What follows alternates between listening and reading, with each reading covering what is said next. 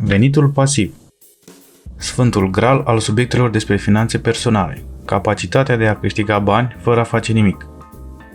Ceva mai bun de atât nu este posibil. Vei vedea video după video și anunț după anunț în care se vorbește despre ideea că milionarii câștigă 7 fluxuri de venit diferite și că așa ar trebui să faci și tu. Așadar, există o singură problemă. Venitul pasiv nu există, adică nu este chiar pasiv în orice caz. Oricum există, desigur, căi de a face bani care se abat de la programul tău standard de muncă, de la 9 la 5, în cazul în care timpul petrecut, munca și recompensa au o frumoasă relație liniară.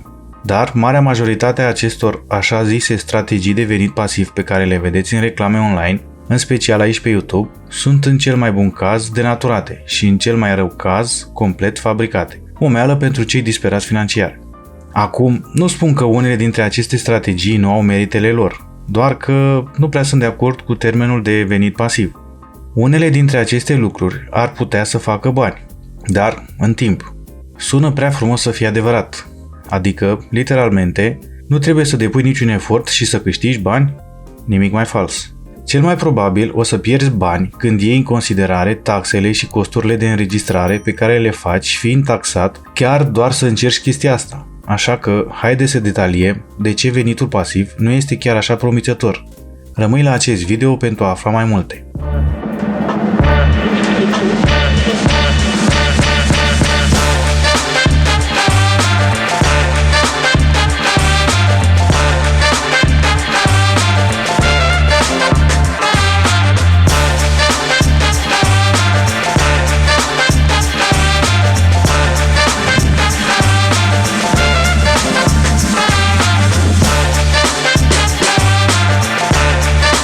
Venitul pasiv face referire la un flux de venit care este oarecum autosusținător. Odată ce l-ai configurat sau setat, nu mai necesită implicarea ta activă. În sensul că poți avea mai mult timp pentru tine. Să stai toată ziua la piscină sau la plajă, să vizionezi videoclipuri, să joci jocuri sau să faci ce vrei tu. Doar să câștigi la loto sau să moștenești o avere. Deci nu este chiar așa. Sau cel puțin nu în acel sens. Când oamenii se referă la venit pasiv, se referă la două lucruri. La venit din investiții sau venitul antreprenorial. Acum, cu siguranță, nu este nimic în neregulă cu aceste abordări. Și ele schimbă modul în care efortul tău este răsplătit. Dar acei oameni nu elimină partea de minim efort pe care trebuie să o depui și există o explicație foarte simplă. Orice promite o recompensă mare fără niciun efort este în majoritatea cazurilor un truc. Dar să începem prin a explica. Aceste două fluxuri de venit, pornind de la venitul din investiții, ideea de a deține active care generează un fel de randament, fie că este vorba de obligațiuni sau acțiuni la bursă sau proprietăți închiriate. Acum, vorbind asta pe un canal de investiții, nu am nicio problemă cu oamenii care scot bani din investițiile lor. Chiar sper că se întâmplă asta, dar o strategie de venit pasiv vine cu o avertizare destul de mare. Este nevoie să aveți bani în primul rând pentru a cumpăra aceste active care produc venit. De fapt, când milionarii se referă la 7 fluxuri de venit care provin din rapoarte vechi, nu este menționat adesea că 4 dintre aceste strategii, dividende, dobânzi, chirii și câștiguri de capital, necesită bani în primul rând și o sumă însemnată dacă vrei cu adevărat să câștigi ceva semnificativ. Dacă ai putea obține în mod sigur un randament de 7% din banii tăi, de exemplu, și vrei să înlocuiești salariul activ anual de, să zicem, 12.000 de euro, ar trebui să acumulați 170.000 de euro în economii nete. Nu este un prim pas prea ușor pentru un venit pasiv. Acum, există câteva strategii care am văzut că promit să câștigi tu acel venit pasiv fără a avea nevoie de acel capital sau de efort. De exemplu, roboții de investiții, care iau orice ai avea tu și îl crește mai repede decât piața. Sau cursuri care promit să-ți arate cum să începi să-ți construiești un imperiu imobiliar, depunând doar un avans de 5% pentru o proprietate când ai 19 ani. Evident, problema este că aceste produse nu prezintă niciodată cu adevărat compromisul dintre risc și răsplată. Cu ce te confrunți atunci când te apuci de implementarea ideii? De exemplu, cineva ar trebui să pună tot ce are într-un avans pentru a închiria o proprietate. Este o prostie, este un sfat financiar foarte prost. Deoarece, în timp ce imobiliarele în medie sunt o categorie foarte bună de investiții și este o strategie legitimă pentru construirea bogăției, având în vedere veniturile din chirie și cele din aprecierea imobilului, vine de asemenea cu mari costuri neașteptate și riscuri. Spre exemplu, un boiler stricat sau o gaură în acoperiș pe care tu trebuie să o repari. Asta este un lucru real, pe care părinții mei l-au pățit în această vară și a trebuit ca eu să îi ajut să se ocupe de asta. A trebuit să urc pe casă să repar instalația de încălzire a apei. Există și riscul ca ratele să crească, cum se întâmplă în zilele noastre. Ceva ce mulți nu iau în calcul, devenind foarte dureros dacă nu ai o sumă de bani pentru a amortiza aceste costuri. Sau câteva luni de chirie neplătite. Atunci ar putea fi suficient să scufunde orice operație de rulare a banilor. Cât despre tranzacționarea cu roboți, ei bine, nu funcționează. Îți spun din experiență proprie. Nu contează ce ți-a spus cineva de pe YouTube sau mai știu eu din ce anunț că a făcut el 2000 de euro luna trecută. Poate fi foarte bine o reclamă la ruletă, pentru că îți va oferi aceleași șanse. Da, dacă ajungi la punctul în care ai suficient capital, poate fi un instrument foarte puternic pentru eliberarea programului, dacă ajungi să te bazezi pe acel tip de venit. Dar necesită mai multe economii de la venitul activ sau salariu decât dorința individuală medie, ca să poți și să reușești vreodată. Dar ce zici de alte forme de venit pasiv? Revenind la cele 7 fluxuri de venit ale milionarilor, venituri care oamenilor le place să se concentreze asupra lor, când excludeți venitul realizat din salarii, din moment ce acest venit este pentru fraieri, sunt 2 venituri rămase, din royalties sau licențe și profituri din afaceri, sau venitul antreprenorial. Acum, ideea de venitul unui antreprenor fiind pasiv ar trebui să sune puțin hilar. Conform unui sondaj al New York Enterprise, 25% din proprietarii de afaceri mici lucrează de 2 ori mai mult decât un angajat care lucrează 60 de ore pe săptămână. Așa că, având un program de la 9 la 5 pentru o afacere care să-ți elibereze programul, probabil că nu va merge. Sunt unele reclame online care se presupune că vă permite să configurați un fel de afacere care se autosusține, care nu necesită nicio cantitate de efort. Ceva pe care îl poți configura și îl lași în voia lui să-ți câștige bani. Acestea includ magazine online, dropshipping, strategii de plasare a reclamelor, vânzarea produselor digitale, creatori de conținut și scheme piramidale încurcate care îți promit libertatea financiară dacă mai găsești tu vreo 3 idioți să-ți plătească programul în care tocmai ai îngropat câteva mii de dolari. Acum, desigur că există strategii care vă pot face bani cu produse digitale. De exemplu, ideea că odată ce ai creat acel lucru de valoare gen cursuri online sau e-book-uri și îl pui pe internet, tu îl poți vinde și continui să câștigi bani cu el de-a lungul timpului. Există ceva adevăr și validitate ale acestei strategii, că nu necesită același timp de întreținere ca și o afacere tradițională. Dar ca să ajungi în acel punct în care ai lucrul acela de valoare, de multe ori necesită o cantitate foarte mare de efort, printre alte lucruri, și nu este foarte ușor. Promisiunea de randamente mari cu efort redus la unele dintre aceste strategii nu prea ține. De exemplu, pentru dropshipping trebuie să construiești un magazin online care vinde produse fabricate și expediate de o terță parte, astfel încât să poți avea un câștig fără a avea de-a face cu nicio parte de logistică. O configurare de bază poate dura doar câteva ore și costă probabil sub 500 de euro.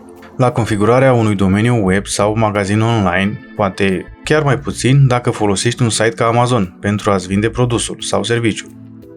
Cum ar fi Teespring, unde tu poți să-ți proiectezi propriile cămăși și să le vinzi prin site-ul lor. După aceea, tu nu va mai trebui să stai la o casă de marcat sau să stochezi marfa pe rafturi pentru a face orice tip de vânzare. Și totul este destul de bine automatizat pentru tine. Grozav! Așadar, care este șmecheria acestei strategii cu efort redus și costuri reduse? Ei bine, în mod ironic, din cauza că este ușor pentru o persoană să înființeze o afacere, în care stochezi și trimiți ceva la fel de nou ca o cană de cafea elegantă, poți paria că vor fi și alți mii de oameni care vor face exact același lucru posibil cu exact același produs, oferind o sursă insurmontabilă de produse noi, când probabil sunt doar 10 oameni acolo care chiar doresc chestia aia. Dar de ce au unii oameni succes folosind aceste strategii? Exemplele de cazuri prezentate în aceste anunțuri sunt incredibil de părtinitoare și nu ar trebui să te bazezi pe ele deloc. Există și oameni care aleg să arate povești cu succesul individual mai degrabă decât să arate strategia cu rata de succes la un nivel statistic ridicat. Probabil că au alte mii de elevi care nu reușesc să-și atingă rentabilitatea folosind abordarea lor. Și unii oameni chiar fac bani uneori cu aceste afaceri. Există de obicei 3 motive. Primul este sincronizarea. Ca în cazul majorității afacerilor, există avantajul primului sosit. Cei care au făcut dropshipping probabil au făcut o sumă bună de bani cu efort redus, deoarece magazinele online nu erau la fel de răspândite la început, dar revin. Din aceste afaceri se diminuează rapid venitul în timp. Pe măsură ce tot mai mulți oameni au avantajul de a duce asta la super ofertă atât de rapid, elimină oportunitatea pentru toată lumea. Chiar și cei care probabil câștigă bani din această afacere nu vor vedea fluxuri de numerar sustenabile din dropshipping. De exemplu, ar putea face bani pentru câteva luni, poate chiar un an, dar în cele din urmă activitatea se stinge dacă este cu adevărat lăsat în voia sorții.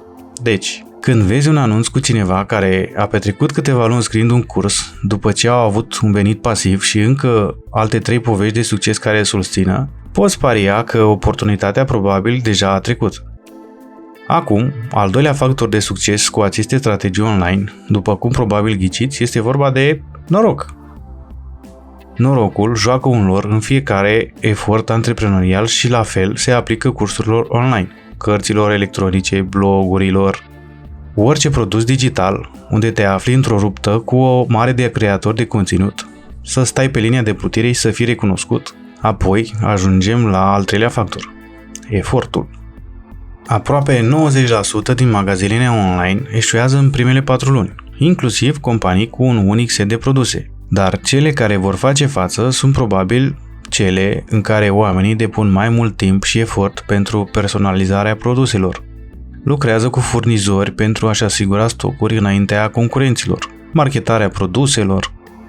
Cu alte cuvinte, câștig pentru care trebuie să muncești. Chiar dacă ai un produs de succes, acel venit va încetini în timp.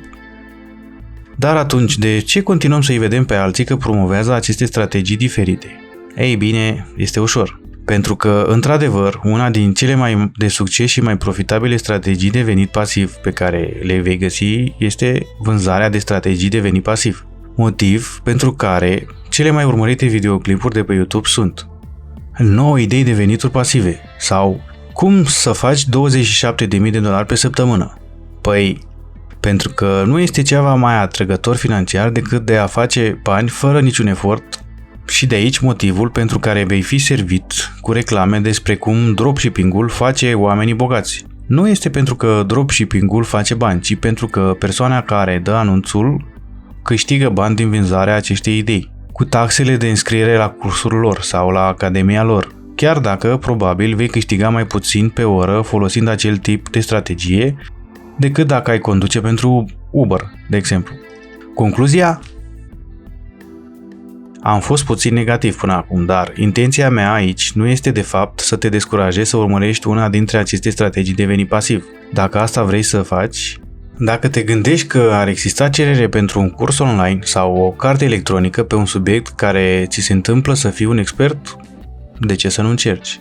Pentru că s-ar putea să întâmple să faci câțiva bani din această pasiune a ta. Dar părerea mea este că trebuie să știi în ce te bagi. Să intri în această afacere cu ochii larg deschiși. Venitul pasiv înseamnă de fapt doar o față a lucrării tale, nu eliminând-o în totalitate, cum majoritatea strategiilor o fac. Necesită o formă de efort continuu pentru a susține banii pe care îi câștigi.